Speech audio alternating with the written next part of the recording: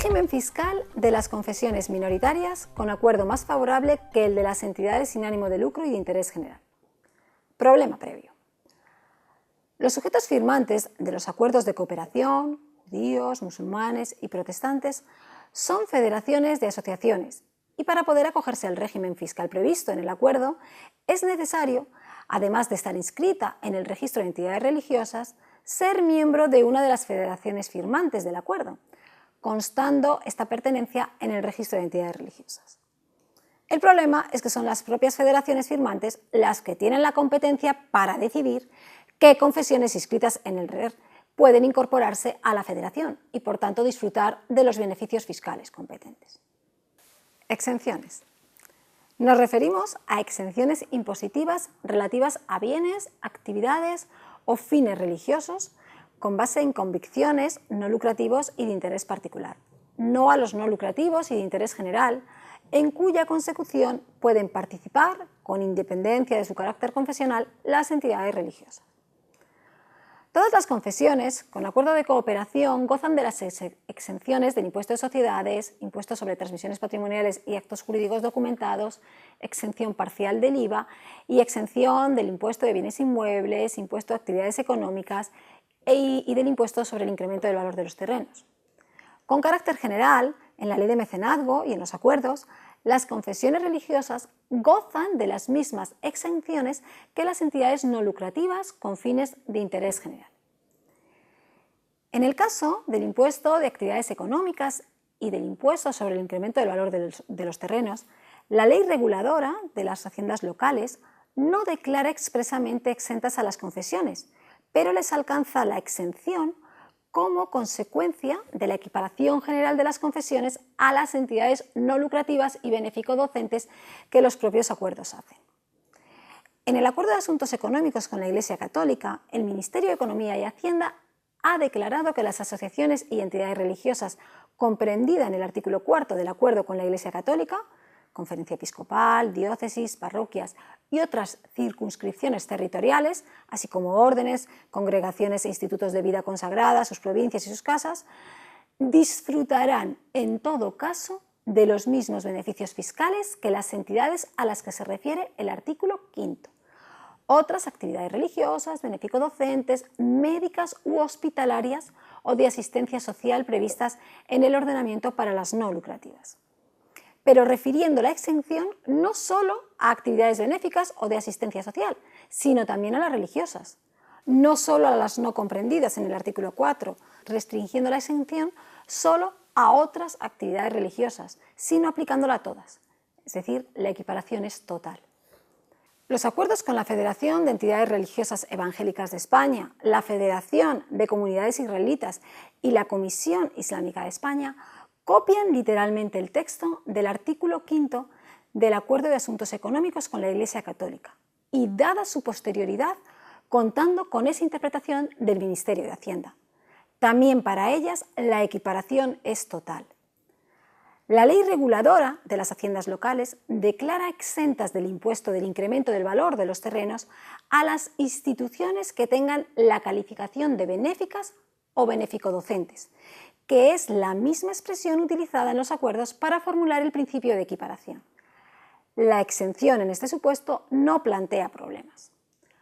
No está tan claro el alcance de la exención en el caso del impuesto de actividades económicas, ya que en la ley reguladora de las haciendas locales la exención general solo se refiere a las fundaciones no lucrativas, declaradas benéficas o de utilidad pública, pero no a todas las asociaciones.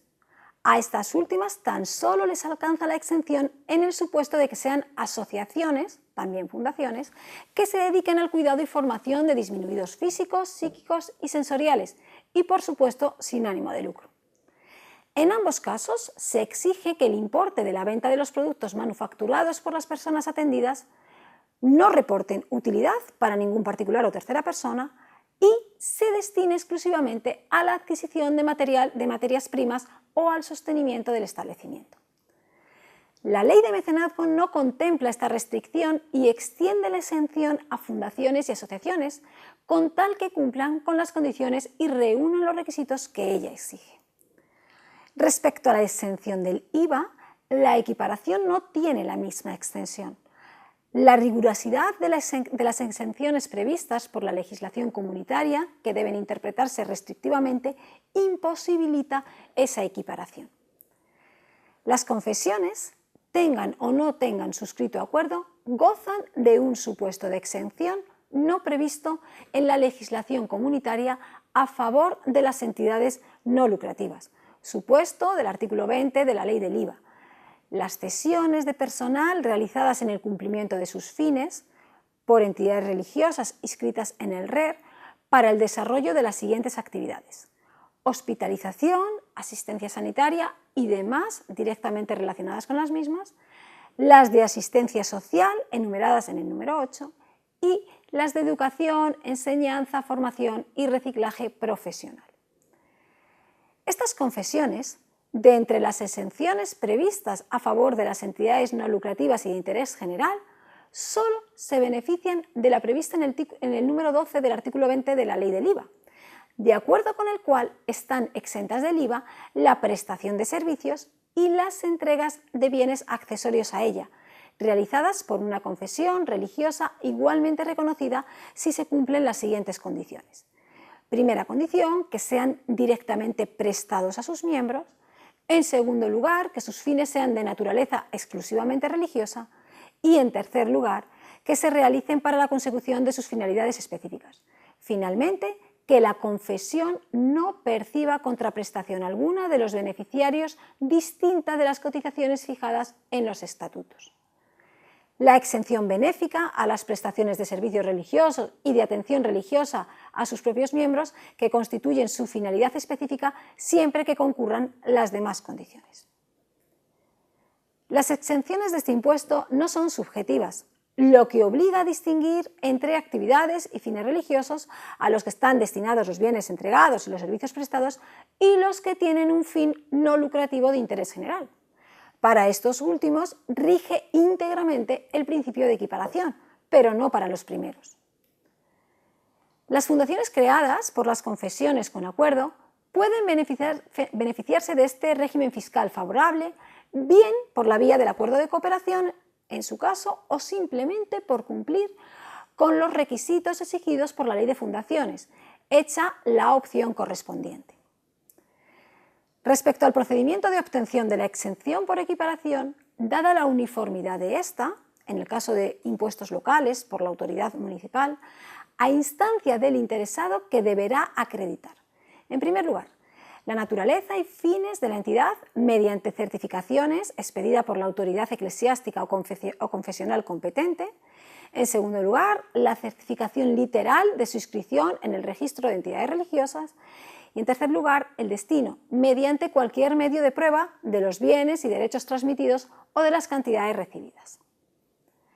La mayor parte de estas exenciones ya figuraban, junto a otras, en los respectivos acuerdos de cooperación, pero como señala Llamazares, conviene hacer algunas observaciones sobre algún supuesto en que no se da total coincidencia entre ellos y la ley de mecenazgo.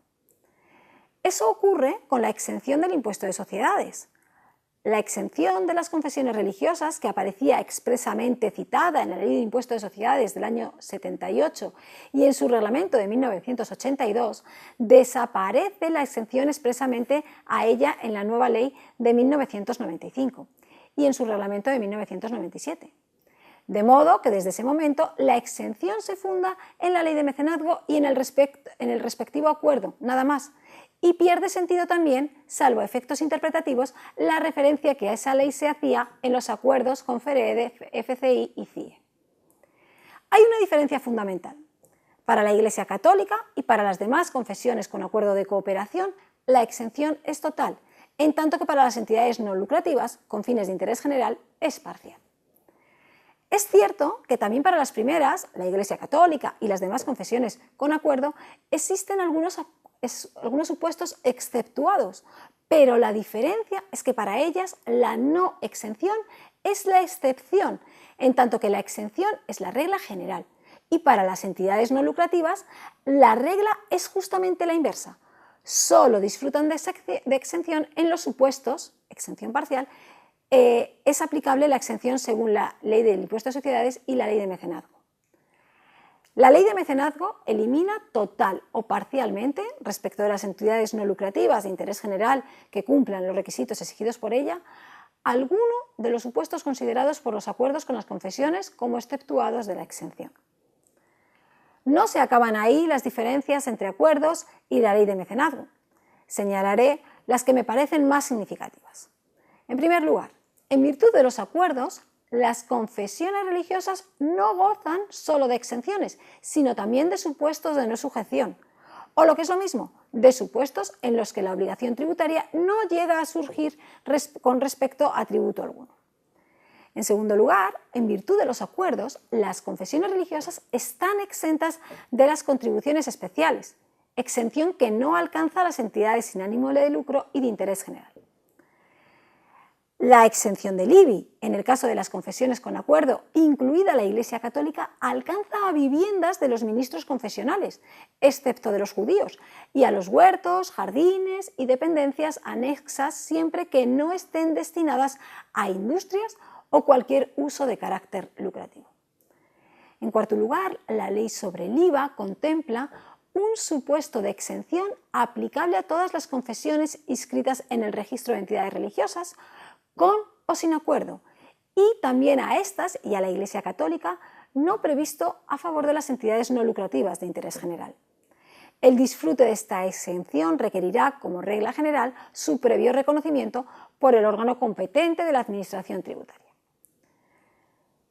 En quinto lugar, hacemos referencia a la clara contradicción con los principios de igualdad tributaria y de la laicidad para la aplicación a las confesiones con acuerdo de los beneficios fiscales derivados de su equiparación, que no sería necesaria, y la concurrencia de los requisitos y condiciones generales enumerados en el artículo 3 de la Ley de Mecenazgo, salvo la de registro en el registro de entidades religiosas y la gratuidad de los cargos directivos del órgano de gobierno en el caso de las fundaciones, sin ser previamente declaradas de utilidad pública para el caso de las asociaciones.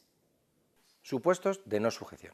Esos supuestos aparecen también en las leyes correspondientes, pero no como supuestos de no sujeción, sino como supuestos de exención, que no es lo mismo. La tipificación que hacen los acuerdos entraña una excepción a lo dispuesto en esas leyes y ello obliga a preguntarse por su justificación y legitimación. En el caso de la no sujeción no nace la obligación tributaria, si lo hace en el caso de la exención.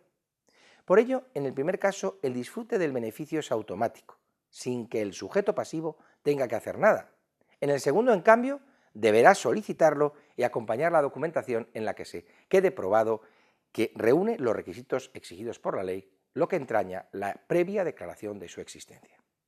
Si el sistema no hubiera optado por el control a priori del carácter religioso, del destino de bienes y actividades que pretenden la exención, la distinción sería una distinción ociosa por inútil. Parece que la equiparación de futuro debería consistir en extender a todas las entidades no lucrativas y de interés general la técnica de los supuestos de no sujeción en lugar de la exención en esos tres casos. La exención del IBI.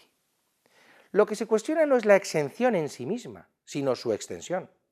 La exención no se aplica solo al culto y a otras actividades merecedoras del calificativo de religiosas con arreglo a los criterios de la Administración, sino que se extiende, según la interpretación que la propia Administración ha hecho de los acuerdos, también a los huertos, jardines y dependencias de los inmuebles enumerados en el correspondiente artículo de los acuerdos, siempre que no estén destinados a industrias o a cualquier uso de carácter lucrativo, tanto si se trata de la Iglesia Católica como de las demás confesiones minoritarias con acuerdo. Estamos ante un supuesto claro de discriminación entre los ciudadanos. Exención de contribuciones especiales. No parece justificada la exención de la que no disfrutan el resto de los ciudadanos. No parece que se pueda sostener seriamente que el arreglo de una acera, del pavimento de una calle o una alcantarilla esté directamente relacionado con el ejercicio del derecho de libertad religiosa, y menos que la posibilidad de ese ejercicio dependa de que se hayan realizado esas obras. Debería desaparecer de iure contento. La exención del impuesto sobre el incremento del valor de los terrenos. Es de más difícil justificación la exención de este impuesto, sin que se les exija como contrapartida dedicar ese incremento patrimonial a los fines específicos religiosos de la entidad. Se trata de un impuesto que grava un enriquecimiento patrimonial y que se funda en la capacidad económica del obligado por él. Además de quebrar el derecho de igualdad de los ciudadanos, se abre una brecha para que las iglesias y confesiones acaben tomando parte en el mercado inmobiliario, ya que el ordenamiento no exige en este caso que el producto de la enajenación tenga que tener exclusivamente unos fines determinados. Como con carácter general, se les exige a las fundaciones no lucrativas y de interés general y a las asociaciones declaradas de utilidad pública. Respecto a la exención del impuesto de transmisiones patrimoniales y actos jurídicos documentados. Aquí la exención es total por ser subjetiva en el caso de las confesiones, con tal que dediquen los bienes o derechos adquiridos a uno de los fines específicos de la confesión, como son el culto y el apostolado, o a la variedad o en general a fines asistenciales. La exención estaba limitada a la realización de solo determinadas actividades y no a todas las referidas a los fines específicos de la entidad no lucrativa y de interés general.